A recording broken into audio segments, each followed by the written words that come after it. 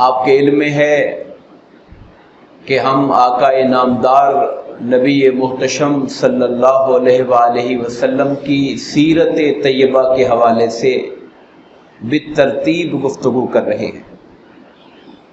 پچھلے جمعۃ المبارک پر ہم نے غزوہ بدر کے حوالے سے بات کی تھی۔ آج ہم اس کے بعد جو پیش آنے والے واقعات ہیں ان کے حوالے سے کچھ گفتگو کریں گے۔ عام طور پر ہمارے سیرت بیان کرنے والے لوگ غزوہ بدر کے بعد ڈائریکٹ غزوہ احد پہ چلے جاتے ہیں، لیکن درمیان میں ایک سال کا پیریڈ ہے، تو اس سال میں کیا کچھ ہوا اسے بھی سمجھنے کی ضرورت ہے۔ سب سے پہلی بات تو غزوہ بدر کے اختتام سے شروع کروں گا۔ حضور نبی کریم علیہ الصلوۃ والسلام کی عادت مبارکہ تھی، بدر میں بھی اور بدر کے بعد بھی جتنی جنگیں ہوئیں، کہ آپ جنگ کے بعد 3 دن وہی میدان جنگ کے اندر ہی رہا کرتے تھے۔ یعنی جنگ ختم ہو گئی، کفار کو شکست ہو گئی، اس کے بعد بھی 3 دن آقا وہیں ٹھہرے رہتے تھے۔ بڑی خاص اس کے اندر غور کرنے والی بات ہے۔ ایک تو چلو یہ پہلو ہے کہ مسلمانوں کے اگر کوئی شہید ہو گئے تو ان کی تدفین کا معاملہ ہے، کوئی زخمی ہیں ان کی مرہم پٹی کا معاملہ ہے، یہ چیزیں بھی ہیں۔ اس کے ساتھ ساتھ ایک پہلو جس کی طرف سیرت نگاروں نے روشنی ڈالی، دشمن کے لیے بھی ایک طرح سے پیغام ہوتا تھا کہ اگر کسی کو اپنے زام میں لگتا ہو کہ جی ہم تھوڑا چوک گئے تھے تو آؤ ہم بیٹھے ہوئے میدان کے اندر۔ 3 دن اب وہاں پہ قیام کرتے تھے، اور پھر آس پاس کے جو علاقوں کے لوگ ہوتے تھے ان کے آنے والے جو لوگ ہوتے تھے وہ ملاقاتیں کرتے تھے، اور اس طریقے سے جنگ کے فوراً بعد وہاں سے نکلنے کی نہیں کرتے تھے، 3 دن وہاں پہ ٹھہرے رہتے تھے۔ اب یہ جنگ جب ختم ہو گئی، اب جنگ کے حال کی خبر مکہ والوں کو کیسے پہنچی اور مدینہ والوں کو کیسے پہنچائی گئی، یہ بھی بڑی قابل غور بات ہے۔ اب جب مکہ کا جو لشکر ہے پسپا ہوا، جب ہارا، شکست کھائی، تو وہ کوئی اکٹھے ہو کر واپس مدینہ نہیں گئے، بلکہ ہر کوئی منہ چھپاتا پھر رہا تھا کہ شہر میں کیسے جائیں۔ ہم تو بڑی بڑی ڈینگے مار کے دعوے کر کے آئے تھے کہ 1000 بندہ ہے، جا کے پیس کے رکھ دیں گے اور یہ کر دیں گے اور وہ کر دیں گے، اور حال یہ ہوا کہ اپنا 70 بندہ مروا کے جا رہے ہیں اور 70 ان کے ہاتھوں میں قیدی چھوڑ کے جا رہے ہیں۔ مکی لشکر میں سے سب سے پہلے جو بندہ مکہ پہنچا اس کا نام تھا حیثمان بن عبداللہ خزائی۔ وہ وہاں پر پہنچا، اور خانہ کعبہ، ظاہر ہے مکہ والوں کی مجلسیں محفلیں ساری کعبہ میں ہوتی تھی، وہاں کعبہ میں پہنچا تو اس نے لوگوں نے پوچھا، اس کی بدحواسیاں، اڑی ہوئی شکل دیکھی تو پوچھا کیا ہوا؟ کہنے لگا ہار گئے ہم لوگ۔ کسی نے پوچھا ابو جہل کا کیا بنا؟ کہا قتل ہو گیا۔ عتبہ کا کیا بنا؟ قتل ہو گیا۔ شیبہ کا کیا ہوا؟ قتل ہو گیا۔ ولید کا کیا بنا؟ قتل ہو گیا۔ لوگوں نے کہا پاگل ہو گیا بھائی، اس کو سارے ہی لگ رہے ہیں قتل ہو گئے ہیں۔ ایک شخص صفوان بن امیہ حتیم کعبہ میں بیٹھا ہوا تھا، وہ اٹھ کے آیا، کہا اس سے میرے بارے میں پوچھو کہ میرا کیا حال ہے، میرا کیا بنا۔ انہوں نے سمجھا شاید اس کا دماغ چلا ہوا ہے، وہ پاگل ہے۔ اس نے کہا میرے بارے میں پوچھو۔ اس نے کہا صفوان میرے سامنے کھڑا ہوا ہے کعبے کے اندر، ہاں اس کے باپ اور بھائیوں کو قتل ہوتا دیکھ کے آ رہا ہوں میں۔ تب لوگوں کے دماغ چونک گئے کہ یار یہ کوئی پاگل نہیں ہے، یہ سچی باتیں بتا رہا ہے۔ پھر بعد ازاں ابو لہب چونکہ لشکر میں شریک نہیں تھا، یہ نہیں گیا تھا، اس نے اپنی جگہ بندہ بھیجا تھا۔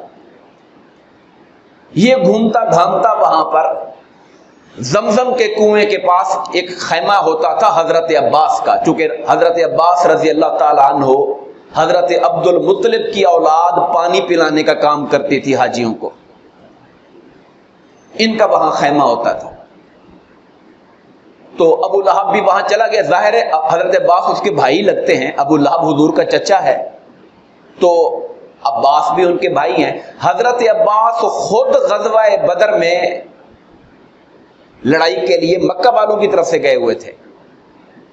گرچہ وہ مسلمان ہو چکے تھے مگر انہوں نے اپنے اسلام کا اعلان نہیں کیا تھا. یہ بھی حکمت عملی تھی, اعلان نہیں کیا تھا, اور وہاں پر وہ قید ہو گئے تھے. مسلمانوں نے ان کو قیدی بنا لیا تھا. سرکار نے پہلے ہی فرما دیا تھا کہ بنو ہاشم کا کوئی فرد اگر میدان جنگ میں نظر آئے اس کو تلوار نہ اٹھانا, وہ مجبور کر کے لایا گیا ہے, وہ جنگ کے ارادے سے نہیں آیا. تو حضرت عباس کو قیدی بنا لیا گیا تھا. ان کی بیوی حضرت ام فضل ان کا نام تھا. ابو لہب وہاں جا کے بیٹھ گیا. وہاں پہ حضرت عباس کا غلام تھا ابو رافع. وہ کہتے ہیں میں بھی مسلمان ہو چکا تھا, حضرت عباس بھی مسلمان ہو چکے تھے, ان کی بیوی بھی مسلمان تھی, مگر ہم نے اپنے اسلام کو ظاہر نہیں کیا تھا. ابو لہب آ کے وہاں بیٹھ گیا. اچانک ایک شخص آیا, اسود بن عبد المطلب, چونکہ وہ رشتہ دار تھا, بنو ہاشم کا تھا. ابو لہب حال پوچھنے لگا, وہ بھی بدر سے آیا تھا بھاگ کر, بھتیجے سناؤ کیا حال حوال ہے, کیا ہوا وہاں پر. تو اس نے کہا جی ہونا کیا تھا, ایسے لگا کہ ہم نے اپنے کندھے ان کے آگے کر دیے, انہوں نے ہماری گردنیں اتارنے شروع کر دی. لڑائی تو کوئی ہو ہی نہیں ہماری ان کے ساتھ. وہ تو کوئی سفید رنگ کے لوگ تھے, چتکبرے گھوڑوں پر زمین و آسمان کے درمیان بیٹھے ہوئے تھے. وہ تو جس کے پیچھے پڑتے تھے اس کو چھوڑتے ہی نہیں تھے. ابو رافع کہتے میں تو غلام نوکر تھا, پیٹ کر کے ادھر بیٹھا ہوا تھا, کمان سیدھے کر رہا تھا, لیکن جب اس نے یہ جملہ بولا تو میں جوش میں رہا نہیں گیا. میں نے کہا وہ فرشتے تھے, فرشتے. ابو لہب کو آگ لگی, اٹھا کے مجھے اس نے نیچے مارا. ظاہر ہے وہ سردار ہے, میں غریب آدمی تھا, مجھے پکڑ کے اس نے مارنا شروع کر دیا. مگر جو میری مالکن تھی حضرت عباس کی بیوی ام فضل, انہوں نے خیمے کا ڈنڈا اٹھایا, اٹھا کے اس کی پیٹھ پہ مارا. کہا اس کا مالک نہیں بیٹھا تو شیر بن گیا ہے, تو اتر اس کے نیچے سے. تو اس طرح انہوں نے میری جان بچائی جب میں نے کہا کہ وہ ملائکہ تھے جو آئے ہوئے تھے وہاں پر.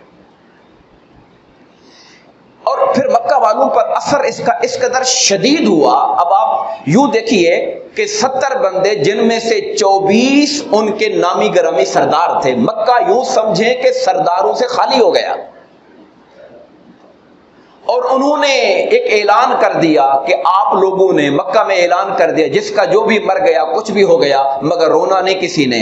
اگر روئے تو پھر ہمارے جب رونے کی خبریں پہنچیں گی تو پھر مدینے والے خوش ہوں گے کہ جی ہم نے ان کو شکست دے دی ہے, ان کے بندے جو ہے وہ جنگ کے اندر کام آ گئے. رونا نہیں ہے, ہم اس وقت تک روئیں گے نہیں جب تک کہ مدینے والوں سے بدلہ نہیں لیں گے جا کر.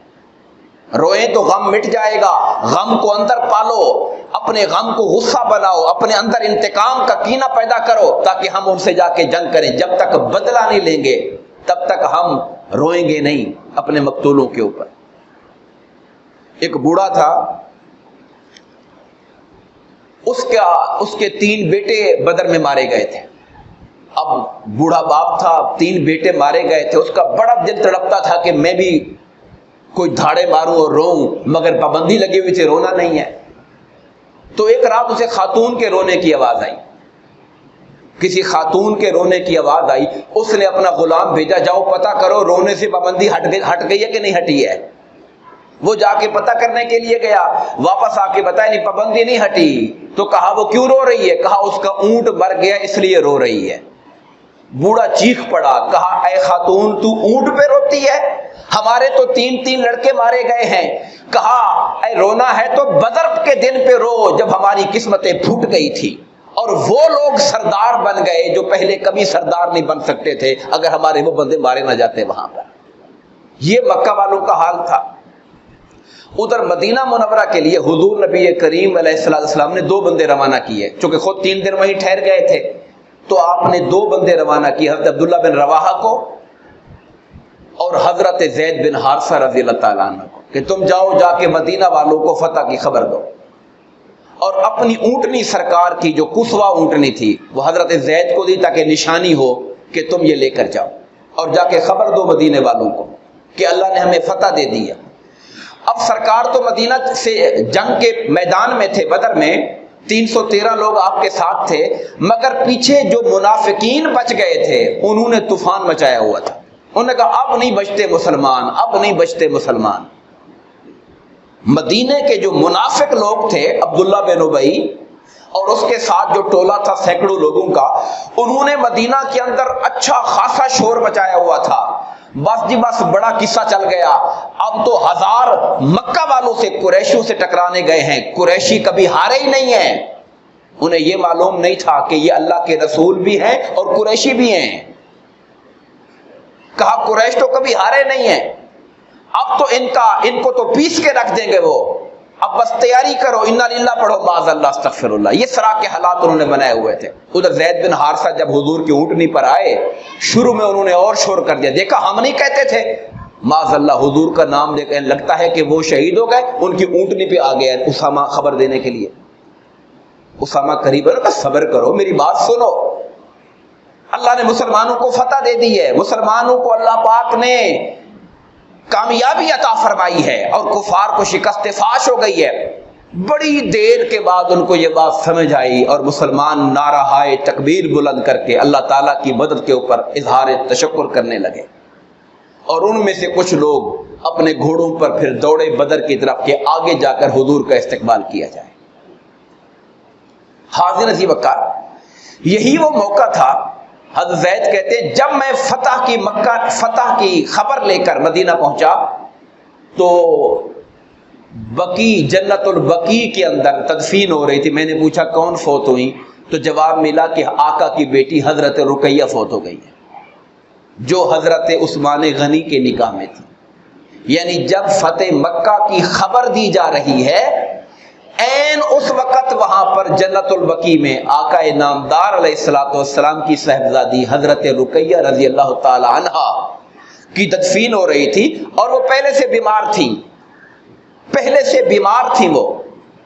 اور آقا نامدار نے حضرت عثمان غنی کو چھوڑ دیا تھا کہ تم اپنی اہلیہ میری بیٹی کی تیمارداری کرو، اللہ تعالیٰ تمہیں اس تیمارداری کی وجہ سے بدر میں لڑنے والوں والا ثواب عطا فرما دے گا.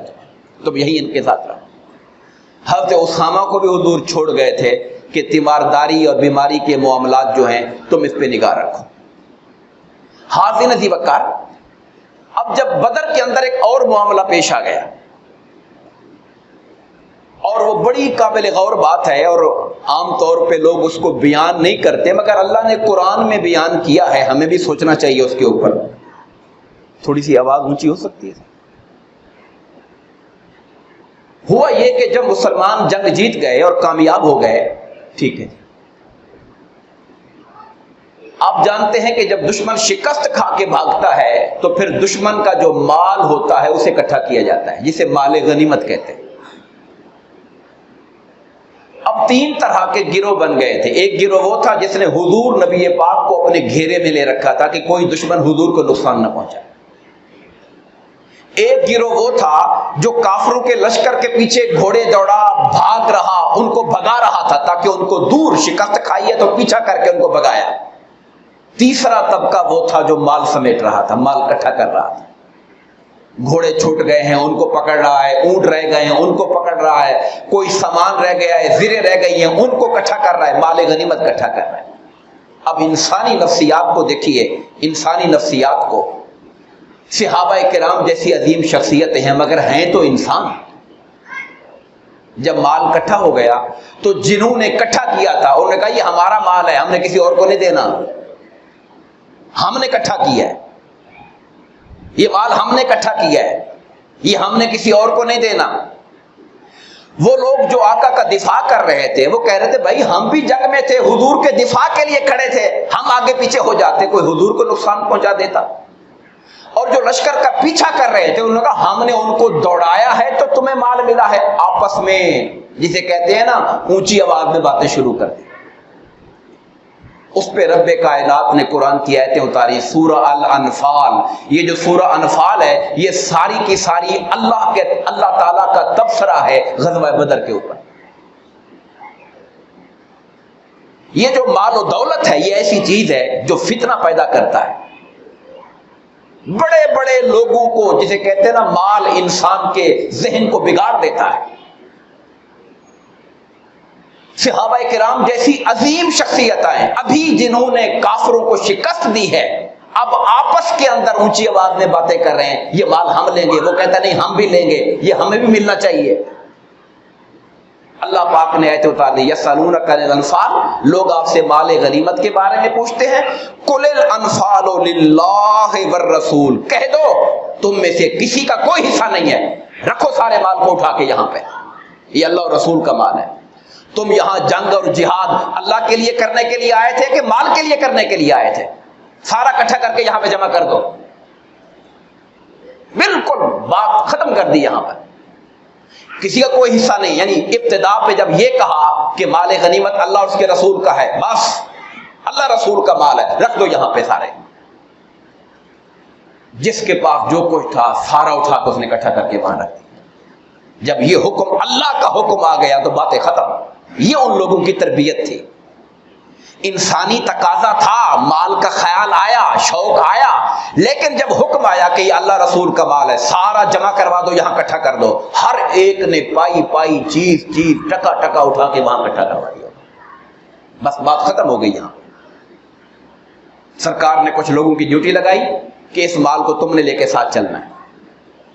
رستے میں وادی صفرا کے مقام پہ جب سرکار تھے، وہاں پہ آقا انعامدار نے فرمایا کہ اس میں سے 5واں حصہ اللہ اور اس کے رسول کے لیے ہے، اور جو باقی 4 حصے ہیں وہ لشکر میں برابر تقسیم کر دیے جائیں گے۔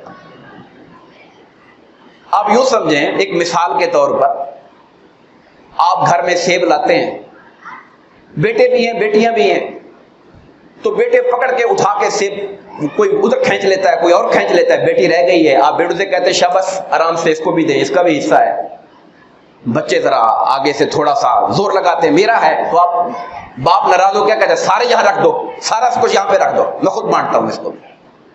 میں نے ایک مثال سے بات سمجھائی، جب آپس میں اختلاف کیا تو اللہ نے کہا سب کو جمع کروا دو، تمہارا کچھ نہیں ہے، سب اللہ اور اس کے رسول کا ہے۔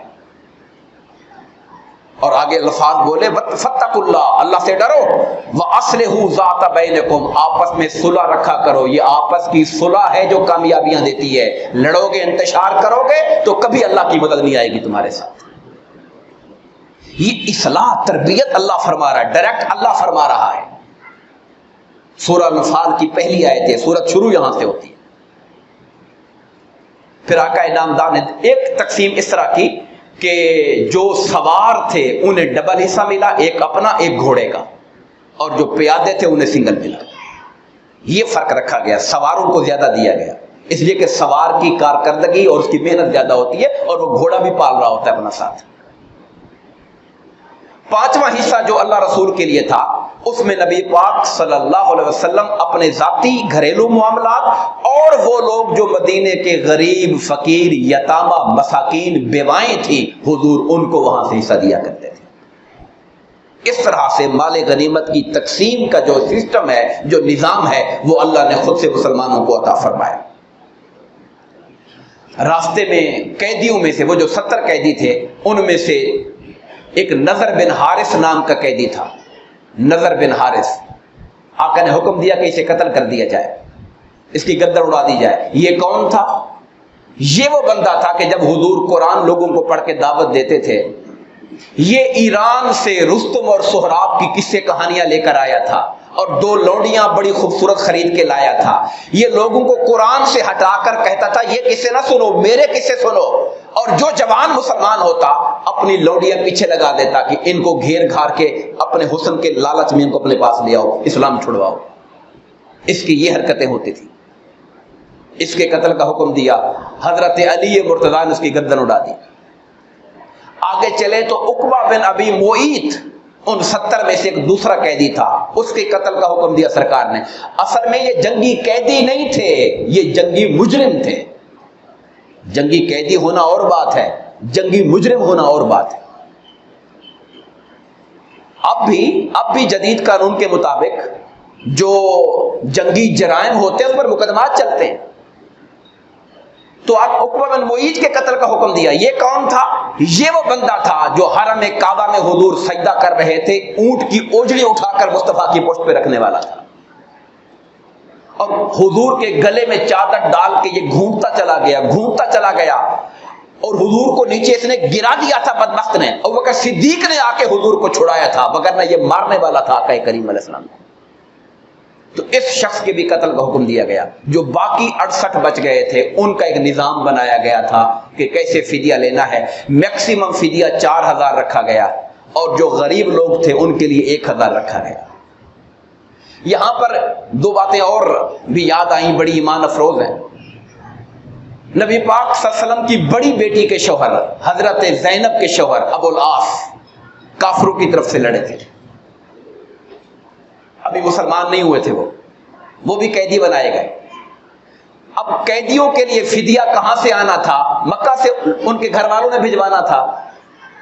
اب سرکار کی بیٹی ابھی تک ان کے نکاح میں تھی، مکہ کے اندر تھی، اور حضور ابو العاص کی تعریف کرتے تھے۔ بھلے اس وقت تک مسلمان نہیں ہوئے تھے، لیکن میرے آقا تعریف کرتے تھے کہ جتنا کافروں نے زور لگایا کہ حضور کی بیٹی کو طلاق دے دو، حضور کا دل دکھانے کے لیے، اس نے کہا کچھ بھی ہو جائے میں ان کو طلاق نہیں دوں گا، وہ میرے ساتھ اچھی ہے۔ حضور ان کی تعریف کرتے تھے۔ تو حضرت زینب رضی اللہ تعالی عنہ نے ہار بھیجا ان کے فدیے کے لیے، اور وہ ہار جب میرے آقا کی آنکھوں کے سامنے آیا، حضور کی آنکھوں میں آنسو آ گئے۔ کہا یہ زینب کو اس کی ماں حضرت خدیجہ نے یہ ہار دیا تھا، اس کی ماں حضرت خدیجہ نے یہ ہار دیا تھا، تو اپنے شوہر کو چھڑانے کے لیے بیٹی نے ہار بھیجا ہے۔ آپ دیدہ ہو گئے اور کہا، اگر صحابہ سے کہا اگر تم اجازت دو تو ہم ابو العاص کو بغیر فدیہ دے رہا کر دیں، ہار واپس بیٹی کو چلا جائے۔ انہوں نے کہا کہ جیسے آپ کی مرضی ہے۔ کہا اس کا فدیہ یہ ہے کہ اب یہ میری بیٹی کو وہاں سے حفاظت کے ساتھ واپس مدینہ پہنچا دیں، اس کا فدیہ یہی ہے کہ اب بیٹی کو روکے گا نہیں، وہاں پر ان کو واپس مدینہ کے اندر پہنچا دے گا۔ تو یہ ان کی ذمہ داری لگائی گئی۔ حضور نے اپنے 2 بندے بھیجے یہاں سے، وہاں سے حضرت زینب کو لے کر وہ مکہ سے مدینہ تشریف لے آئی تھی۔ پھر بعد میں 2-1 سال کے بعد حضرت ابو العاص مسلمان ہو گئے تھے، اور سرکار نے اسی پچھلے نکاح پر حضرت زینب کو ان کی نکاح میں لوٹا دیا تھا۔ یہ الگ سے ڈیٹیل ہے۔ دوسرا یہ ہوا کہ جب جنگی قیدی آئے رات کو مسجد کے اندر باندھے گئے، رسیاں باندھ کے ان کو ستونوں سے باندھا گیا، تو حضرت عباس کو بھی باندھا گیا۔ حضور کے چچا تھے، دل سے مسلمان ہو چکے تھے، مگر جنگی قیدیوں میں تھے تو سلوک ہو رہا تھا ان کے ساتھ اس طرح کا۔ اب وہ اچھے صحت مند لہیم و شہیم آدمی تھے، جب رسیاں کس کے باندھی گئی تو ساری رات وہ کراہتے رہے۔ تو رات کے پچھلے پہر میرے آقا اپنے گھر سے مسجد میں آئے اور کہا کہ میرے چچا کے کراہنے کی وجہ سے میں ساری رات سو نہیں سکا، مجھے نیند نہیں آئی چچا کے کراہنے کی وجہ سے، اگر ہو سکے تو سارے قیدیوں کی رسیاں ڈھیلی کر دو تاکہ سب کو آرام آ جائے۔ اس طرح سرکار نے اپنے وہ جو دینی فریضہ تھا وہ اپنی جگہ پر تھا، مگر رشتہ داری اور تعلق کا جو پاس تھا حضور کو اس کا بھی حیا اور لحاظ تھا۔ حاضر نظیر وقار، مدینہ منورہ سے لوگ حضور نبی کریم کا استقبال کر کے سرکار کو مدینہ منورہ میں لے کر آئے۔ ان میں حضرت اسید بن حضیر نام کے ایک سردار تھے۔ انہوں نے آقا کی بارگاہ میں عرض کی کہ یا رسول اللہ، ہمارا خیال نہیں تھا کہ وہاں جا کے جنگ ہو جائے گی، ہم تو سمجھے تھے کہ آپ تجارتی قافلے کے لیے نکلے ہیں، اگر جنگ کا اندازہ ہوتا ہم کبھی پیچھے نہ رہتے۔ ہم اس لیے پیچھے نہیں رہے کہ جنگ ہونے لگی تھی، ہم نہیں گئے، بلکہ ہم تو اس لیے نہیں گئے کہ تجارتی قافلے کے لیے 300 بندہ بڑا تھا، یہ موقع ملتا تو ہم بھی آپ کے دائیں بائیں لڑتے۔ آقا نے کہا اسید تم صحیح کہہ رہے ہو، تم سچ کہہ رہے ہو، تمہارا دل یہی ہے، یعنی یہ جو بہانہ نہیں ہے بلکہ یہ تمہارے دلی جذبات ہیں جس کا تم اظہار کر رہے ہو۔ حاضر نظیر وقار، یہی وہ 2 سن ہجری تھا جس کے اندر اللہ پاک نے ماہ رمضان کے روزے فرض کیے تھے۔ مسلمان روزے کی حالت میں میدان جنگ گئے تھے۔ پہلا رمضان تھا مسلمانوں کا جس میں اللہ نے روزے فرض کیے تھے، صدقہ فطر فرض کیا تھا، اور اس کے بعد عید آئی تھی۔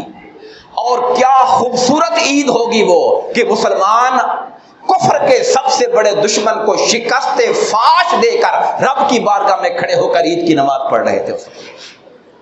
17 رمضان کو یہ جنگ ہوئی تھی، تو مسلمان وہاں سے کامیاب ہو کر جیت کر مدینہ آئے اور رمضان ختم ہوا تو عید پڑی، یہ پہلی عید تھی۔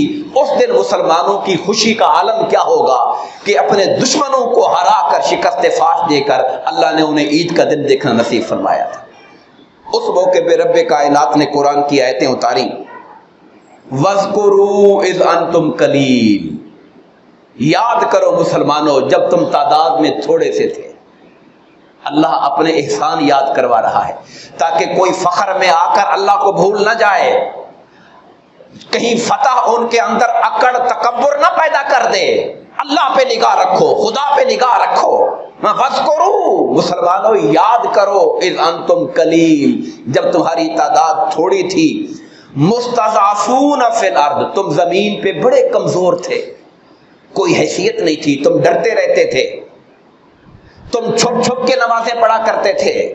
وہ وقت تم پہ گزرا ہے جب تم چھپ کے نمازیں پڑھتے تھے، اپنے اسلام کا اظہار نہیں کر سکتے تھے، کسی کو بتا نہیں سکتے تھے، لوگوں کو مارا جاتا تھا، پیٹا جاتا تھا، ظلم کیے جاتے تھے، ستم کیے جاتے تھے۔ یاد کرو تم قلیل تھے، زمین میں کمزور تھے، تخافون ان یتخطفکم الناس، تمہیں ڈر لگتا تھا دشمن تمہیں اچک کے نہ لے جائے، اتنا تم ڈرتے تھے، پہرے ہوتے تھے، راتوں کو جاگتے تھے تم لوگ، راتوں کو چین کی نیند نہیں سو سکتے تھے تم لوگ۔ فآواکم، اس اللہ نے تمہیں مدینے کا ٹھکانہ عطا فرمایا۔ وَأَيَّدَكُمْ بِنَصْرِهِ، اور اس نے اپنی مدد کے ساتھ تمہاری تائید کی، تمہیں فتح عطا فرمائی بدر کے اندر۔ وَرَزَقَكُم مِّنَ الطَّيِّبَاتِ، اور اس نے پاکیزہ رزق تمہیں عطا فرمایا، تمہارے لیے رزق کے اس نے دروازے کھول دیے۔ لعلکم تشکرون، تاکہ مسلمانوں تم شکر کرنے والے بن جائیں۔ یہ اللہ پاک کا پیغام تھا اہلیان بدر کے لیے اور حضور کے صحابہ اور غلاموں کے لیے۔ ہمیں یہ سوچنے کی ضرورت ہے، غور و فکر کرنے کی ضرورت ہے کہ اللہ تعالیٰ کی کتنی نعمتیں ہمارے پاس ہیں۔ اللہ نے ہمیں ایک آزاد ملک دیا، آزاد وطن دیا، اپنا خطہ دیا۔ اللہ پاک نے ہمارے لیے ملک میں ہر طرح کی نعمتیں رکھی، کئی طرح کے موسم رکھے، ریگستان دیے، نخلستان دیے، پہاڑ دیے، میدان دیے، دریا دیے، سب کچھ دیا، مگر افسوس یہ ہے کہ ہم وہ شکر جو اللہ کا کرنا چاہیے تھا اس آزاد ملک کے ملنے پر، اور شکر کیا تھا کہ اپنے وطن کو اللہ کے دیے ہوئے نظام کے مطابق چلاتے، قرآن و سنت کا قانون نافذ ہوتا، یہاں شریعت بھی اللہ کے قانون کے تابع، جو ہماری معیشت ہے وہ بھی قانون خدا کے تابع ہوتی، ہماری سیاست بھی قانون خدا کے تابع ہوتی، ہماری مسجدیں سجدہ کرنے والوں سے بھری ہوتی اور ہم شکر کرنے والے بندے ہوتے۔ مگر آپ اندازہ فرما لیجئے، خدا فرماتا ہے ہم نے نعمتیں تم پر کی ہیں مگر اس لیے کی تاکہ تم شکر کرنے والے بنو، اور اللہ کا وعدہ ہے جو شکر کرتا ہے اللہ نعمتوں میں اضافہ کر دیتا ہے، اور جو ناشکری کرتا ہے پھر اللہ تعالیٰ بڑا بے پرواہ ہے، وہ چاہے تو پھر نعمتیں چھین بھی لیتا ہے۔ دعا کریں اللہ تبارک و تعالی ہم سب کو اپنے شکر گزار بندوں میں شامل فرمائے، آمین۔ وما علینا الا البلاغ المبین۔